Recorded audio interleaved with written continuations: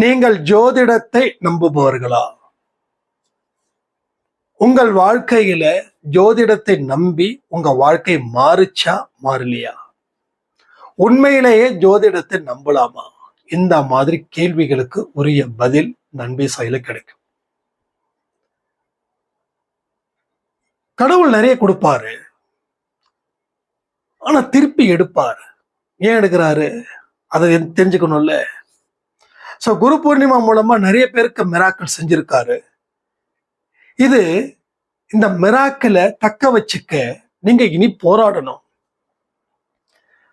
நமக்கு எல்லா பிரச்சனையும் தேர்ந்தெடுச்சா சொல்லிட்டு அமைதியா இருந்துட்டோம் அப்படின்னா எந்தெந்த பிரச்சனைகள்லாம் தேர்ந்ததோ அது எல்லாம் மீண்டும் மீண்டும் மீண்டும் நம்மளை தாக்கும். அளவுக்கு அதிகமா யார் மேலேயும் பாசத்தை வைக்காதீங்க, அன்பை வைக்காதீங்க, முழுவதுமா நம்பாதீங்க.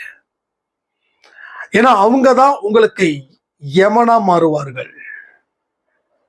இதை நல்லா புரிஞ்சுக்கோங்க. அளவுக்கு அதிகமான அன்பு, அளவுக்கு அதிகமான பாசம், அளவுக்கு அதிகமான நம்பிக்கை, எப்படின்னா அளவுக்கு அதிகமா சாப்பிடுறது, அளவுக்கு அதிகமா பற்று வைக்கிறது, இதையெல்லாம் தான் உங்க வாழ்க்கைய மிக மிக மிக மிக பெரிய அளவுல அது உங்களுக்கு திருப்பி கொடுக்கும். அது திருப்பி கொடுத்தா உங்களால தாங்க முடியாது.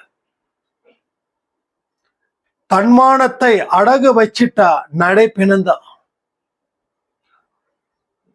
பெத்த பிள்ளைங்க மேல பாசம் வச்சுங்களே, இப்ப அந்த பெத்த பிள்ளைங்க உங்களை சந்தோஷமா உங்களுடைய எதிர்பார்ப்புகளை அவர்கள் நிறைவேற்றுகிறார்களா?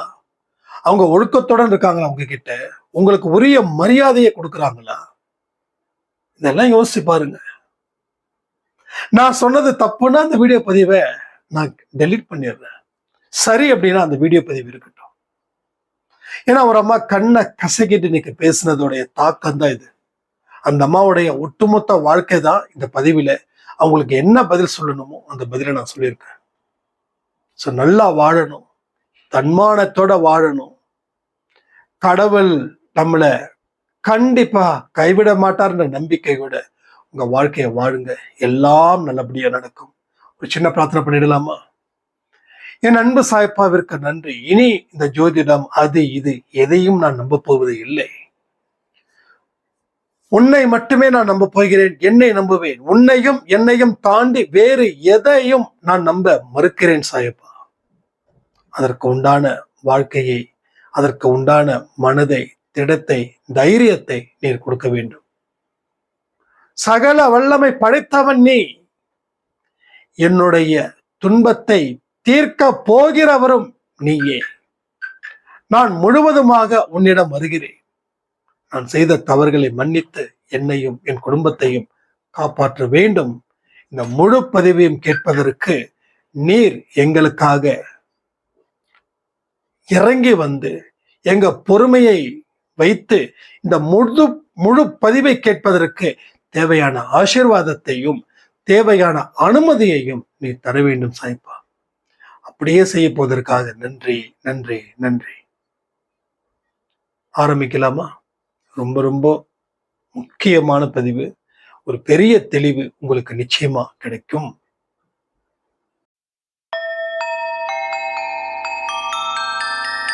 ஓம் சாயிரா சாயிரா, ஓம் சாயிரா சாயிரா, ஓம் சாயிரா சாயிரா, அன்பே சாயிரா, பேரன்பே சாயிரா, அகிலம் தளிக்க ஆத்மா விழிக்க அனுதினம் சாயிரா, எங்கள் அன்பே சாயிரா.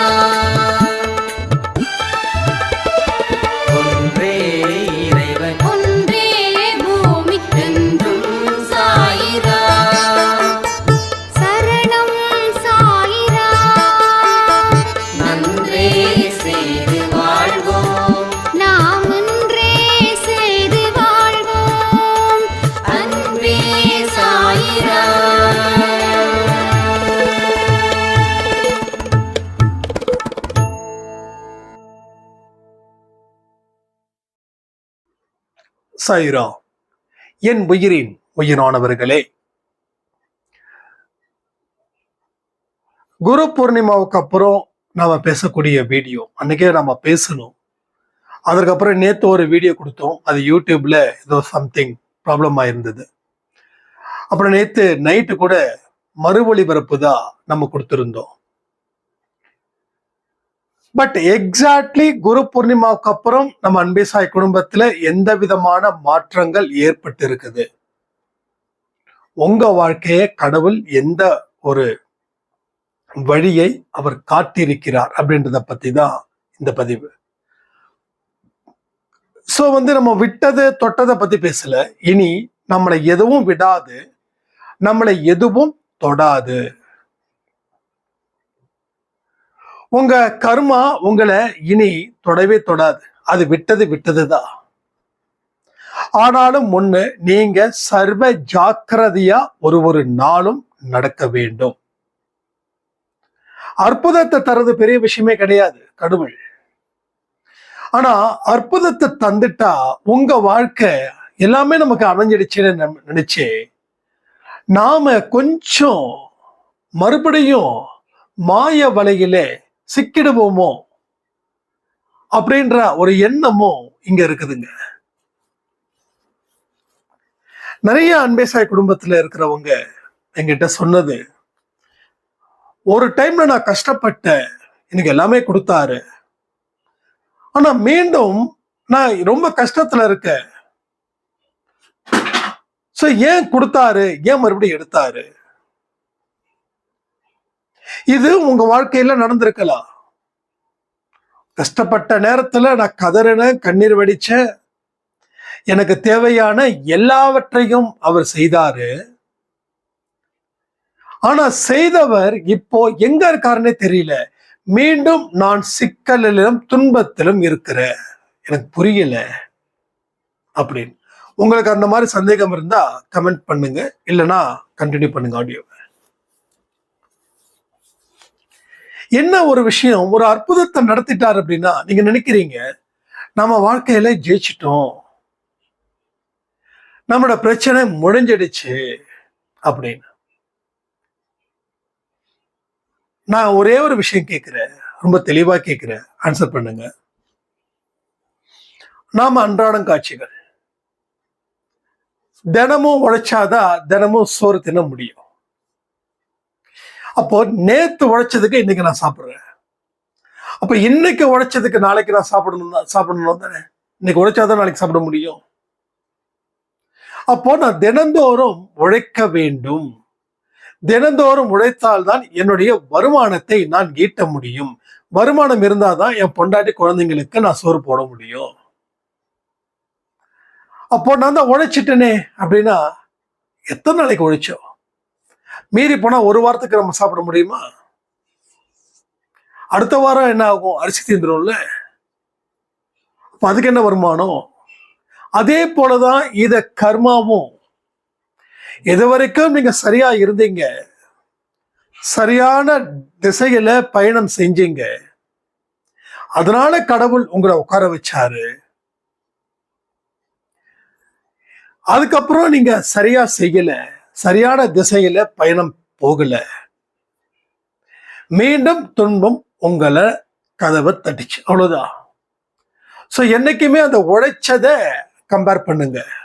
அப்பதான் நமக்கு தெரியும், ஓ தினந்தோறும் உழைத்தால்தான் நமக்கு வருமானம் போல தினந்தோறும் கடவுளோட வழியில சென்றாலும், தினந்தோறும் கடவுளோட மொழிகளை கேட்டாலும் தான் என்னுடைய கர்மா தீரும் அப்படின்னு.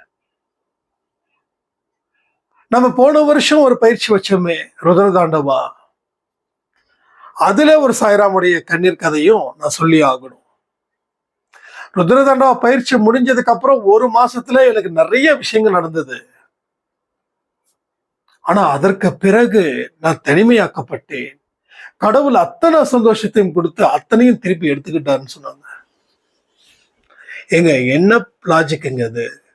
கடவுள் நீங்க கண்ணீர் விடணும்னு அவர் நினைக்கிறாருன்னா அவர் என்ன சைக்கோவா? சோ மனிதன் சைக்கோத்தனமா இருக்கலாம். நீ சந்தோஷமா இருக்கியா, அவன் சந்தோஷத்தை கெடுக்கிறான் பாருன்னு அவன் நம்மளை கண்ணீர் விட வைப்பான், எமோஷனலா பண்ணுவான், இல்ல ரிவெஞ்ச் எடுப்பான், ஏதாவது ஒண்ணு செய்வான். ஆனா கடவுள் இப்படி கொடுத்த சந்தோஷத்தை திருப்பி எடுத்து உங்களை மீண்டும் மீண்டும் மீண்டும் உபத்திரத்துல தள்ளுவாரு. நீங்க உங்க கூட இருக்கக்கூடிய மனிதனை வச்சு நீங்க கடவுளை பாக்குறீங்க. மனிதன் வேறு, கடவுள் வேறு.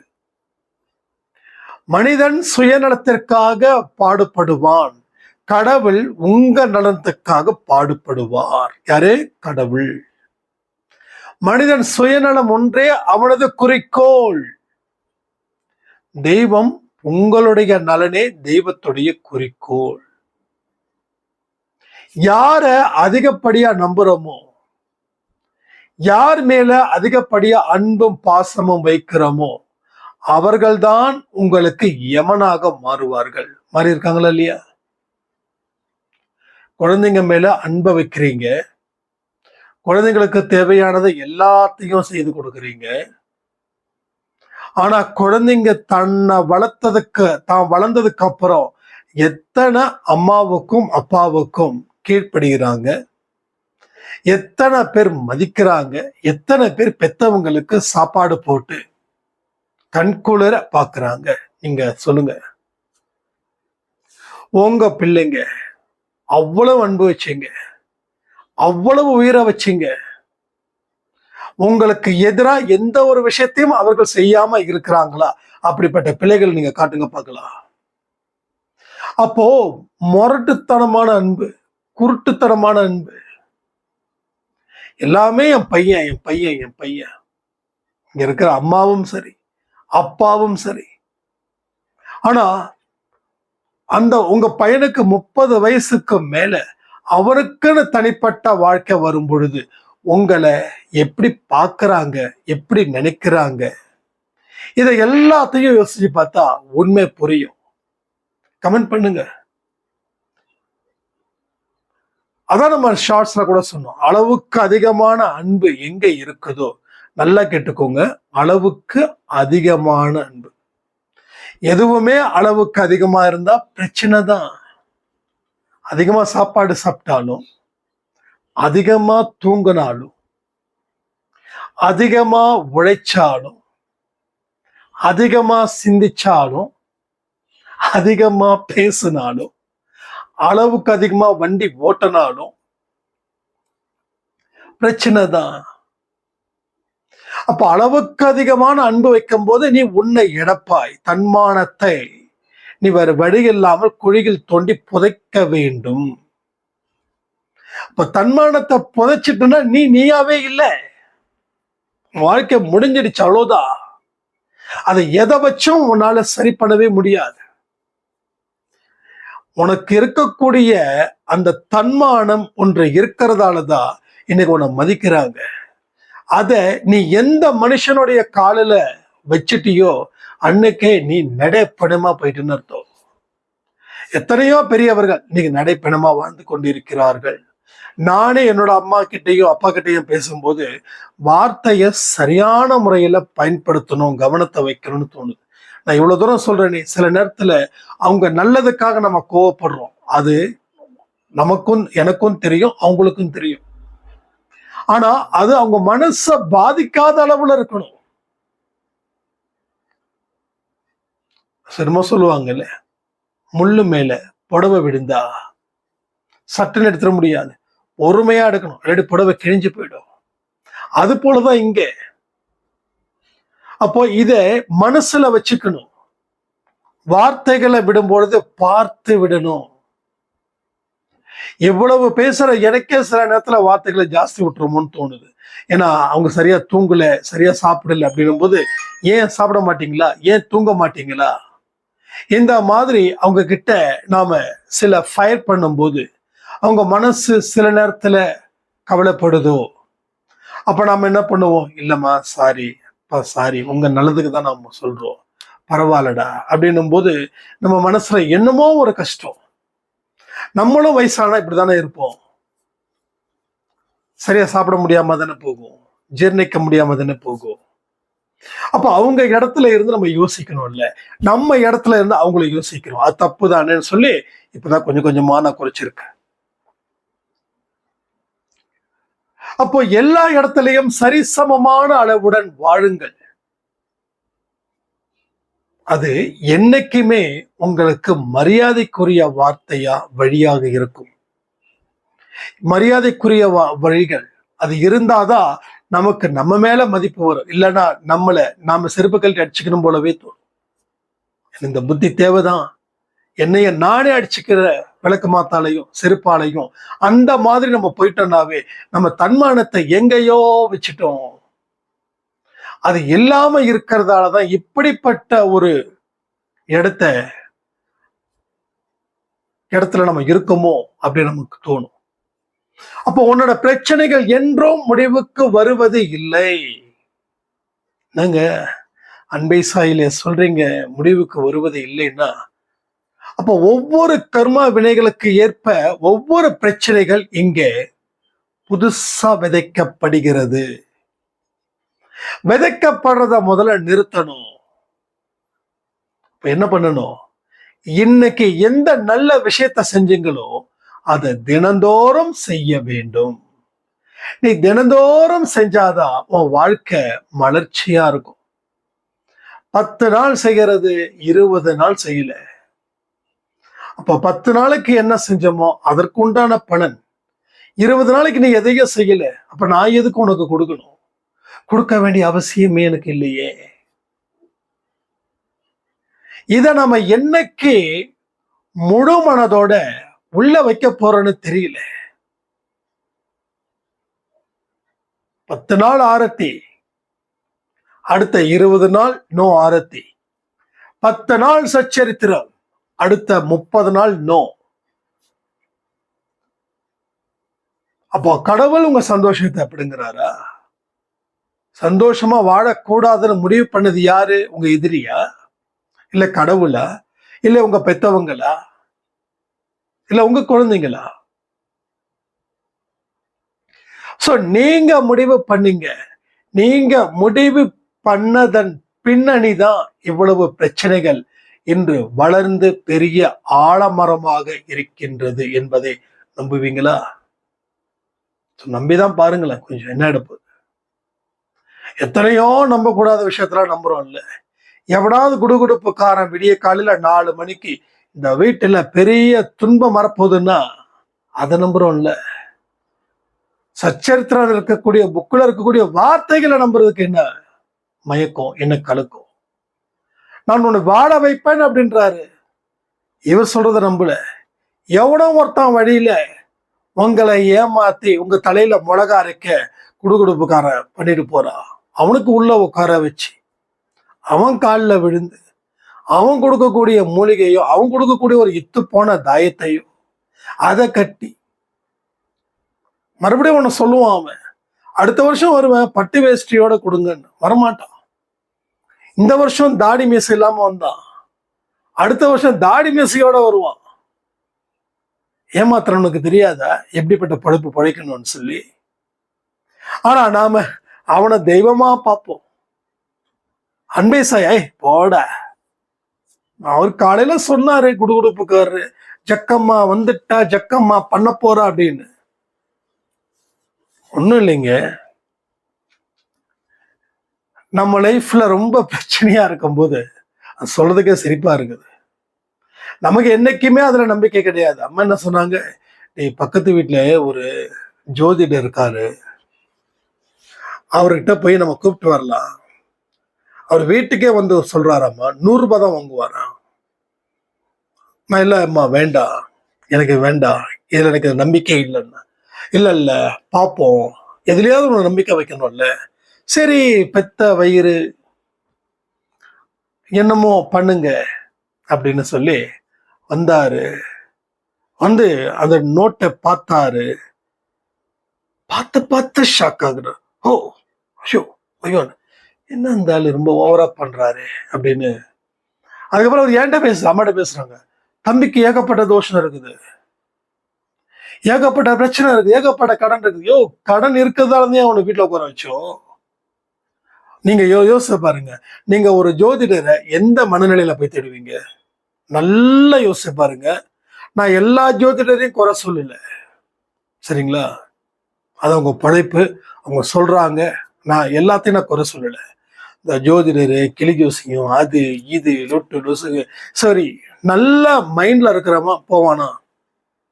எனக்கு வாழ்க்கையில நல்ல வசதி இருக்குது, எனக்கு எந்த பிரச்சனையும் கிடையாது, என் பேரன் கரெக்டா இருக்கான், என் பேத்தி கரெக்டா இருக்கா, என் மருமக சரியா இருக்கான், என் மருமகன் நல்லா, என் புருஷன் நல்லா இருக்கேன், என் பொண்டாட்டி நல்லா இருக்கா, மாமனார் மாமியார் எல்லாம் எவர்த்துக்கு, பணத்துக்கு பிரச்சனை இல்லை, ஆரோக்கியத்துக்கு பிரச்சனை இல்லை. இப்ப இந்த மாதிரி மனநிலையில இருக்கிறவன் ஜோசிக்காரன் பார்ப்பானா? பார்க்க மாட்டான். இப்ப எந்த மனநிலை இருக்கிறவன் பார்க்கிறான்? எல்லாமே இழந்து போய் நிக்கிறான் பாருங்க. துன்பமே அவனது வாழ்க்கையா நிக்குதே, அவன் போய் நிப்பான். மோஸ்ட்லி 30க்கு மேல போகும்போது என்ன பிரச்சனை ஆகும்? 99% கடன் தான். ஒன்னு சொல்றாரு, தம்பிக்கு ஊரை சுத்தியும் கடன் இருக்குது, தெரியாதா? தம்பிக்கு இப்ப எனக்கு ஒரு 70 வயசு ஆச்சுன்னா சொல்லுவாரு ஏதாவது. இப்ப எனக்கு இருக்கக்கூடிய வயசுல எனக்கு என்ன பிரச்சனை இருக்கும்? கடன் தானே பிரச்சனையா இருக்கும். இட்ஸ் அ பேசிக் கான்செப்ட் அது, ரைட்டா? நான் என் பிசினஸ்ல இருக்கேன், ஒரு கஸ்டமர் வராங்க, அந்த லேப்டாப் சர்வீஸ் பண்ண வராங்க, அவங்க பண்ணுவாங்களா மாட்டாங்களான்றது என்னுடைய அனுபவம் சொல்லும். புதுசா அவங்களுக்கு தெரியாது. ஒருத்தங்க என்கொயரி பண்ணுவாங்க, ஆப்பிள் லேப்டாப்ல இருந்து கவர்மெண்ட் லேப்டாப் வரைக்கும் ரேட்டு கேட்பாங்க. அவர் நல்லா தெரியும், சும்மா டைம் பாஸ்க்காக வந்திருக்காங்க அப்படின்னு. நமக்கு தெரியாதா? ஏன்னா அனுபவம். நம்ம ஒரு 5, 6, 7, 8, 10 வருஷம் அனுபவம் வச்சிருக்கோம். அந்த அனுபவத்தின் அடிப்படையில இங்க நடக்குது. அப்போ ஜோதிடக்காரருக்கு ஒரு அனுபவம் இருக்கும்ல. அப்ப என்ன சொல்ற, கடன், தம்பிக்கு கடன், என்ன பண்ணலாம்? நாளைக்கு அதிகாலை 4 மணிக்கு, நல்லா புரிஞ்சுக்கோங்க, சூப்பரான ஒரு பாயிண்ட், 4 மணிக்கு ஒரு பரிகாரம் செய்யணும். மொத்தமா 15,000 ரூபாய் ஆகும். எவ்வளோ? 15,000 ஆகும். 4 மணிக்கு நான் எழுந்திருச்சு சுடுகாட்டுல போயிட்டு அங்க சில வேலையை செய்யணும். அதை முடிச்சுட்டு வீட்டுக்கு வந்து இங்க வந்து யாகம் வைக்கணும். அதுக்கப்புறம் பாருங்க தம்பியோட வாழ்க்கை எப்படி இருக்க போகுது அப்படின்னா. சரி, ஓகே, நீங்க பண்ணுங்க.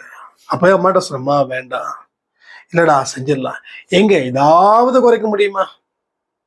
1000 ரூபாய் குறைக்கலாமா? அதுக்கு மேல குறைக்க முடியாதுமா. ஏன்னா அவ்வளவு சாமான் வாங்கணும். 14,000 ரூபாய்க்கு சாமான் வாங்கணுமா? சரி, எனக்கு சுத்தமா நம்பிக்கையே இல்லை. எனக்கு இந்த நம்பிக்கை கடவுள் மேல 100க்கு 100ன்னா இந்த ஜோதிடம் அது இதெல்லாம் 0 தான். அது என்னைக்கும் எப்பயுமே எனக்கு நம்பிக்கை வந்தது கிடையாது, வரவும் வராது. நான் ராசி பலன் பார்க்கறதே பாவம் நினைக்கிறவன். இந்த கேலண்டர்ல டெய்லியும் கடகராசி ஓ வெற்றியா, கடகராசி தோல்வியா, கடகராசி அவமானமா இருந்தா இருந்துட்டு போகுது, என்ன போ. அந்த ஒரு வரியில வாழ்க்கை மாறிடும்னா அப்ப எல்லாரும் அதை பார்க்க ஆரம்பிச்சிருவாங்கல்ல. ஸோ உண்மை இல்லை, என்னமோ ஒரு விஷயத்த அடிச்சு விடுறாங்க, அடிக்கிறாங்க, அவ்வளவுதான். அதே மாதிரி காலையில 4 மணிக்கு, சரி நாங்கெல்லாம் ரெடியா இருக்கிறோம், 6 மணிக்கு அம்மா குளிச்சுட்டு ரெடியாரு அப்படின்னு சொல்லி எல்லாம் everything பக்கா. ஃபோன் பண்ண எடுக்கல. யாரு? நம்மளுடைய அந்த மகா ஜோதிடர் ஃபோன் பண்ண எடுக்கல. 8 மணிக்கு பூஜை ஆரம்பிக்கணும். 4 மணிக்கு சுடுகாட்டுல எந்த பேய் கூட வந்து பேச போறவரோ தெரியாது. அதை முடிச்சுட்டு இங்க வந்து பூஜை உட்கார வைக்கணும், கல்லெல்லாம் வாங்கணும். அதுக்குதான் 14,000 ரூபாய். 4, 8, 12 செங்கல், 12 செங்கல். அதுக்கப்புறம் ஒரு 1/2 லிட்டர் நெய். தெரியும்ல எவ்வளவு. என்னப்பா 14,000 ரூபாய்க்கு என்னப்பா நீ பண்ண போற? எல்லாம் போன், விஷ்ணு போன் பண்றாரு, எடுக்கவே இல்லை. 10:30 மணி, சொல்லுங்க, இப்பதான் சுடுகாட்டுல இருந்து வந்த சிசுவாங்க. வீட்டுக்கு வராரு, நல்ல நைட்டு நல்ல சம தூக்கம்.